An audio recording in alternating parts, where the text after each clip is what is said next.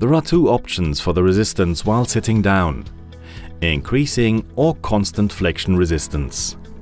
The first provides an increasing flexion resistance while sitting down. The more the knee joint is flexed, the more the flexion resistance increases. Thus, the user can sit down slowly and with more control. Before choosing between increasing and constant flexion resistance, the stance flexion resistance has to be adjusted properly. Have the user stand with their toes on a line and make sure that the body weight is evenly distributed between the prosthetic and the contralateral side.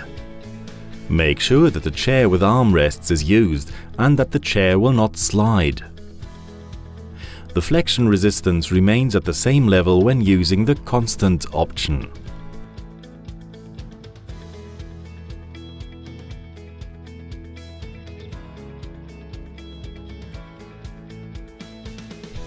To compare both options, the sitting down behavior is shown again. The constant option is on the left side, the increasing one on the right side. The constant option is best for users who want to sit down faster and feel comfortable with less resistance at the end. The increasing sitting down behavior gives the user a higher support until the process of sitting down is finished.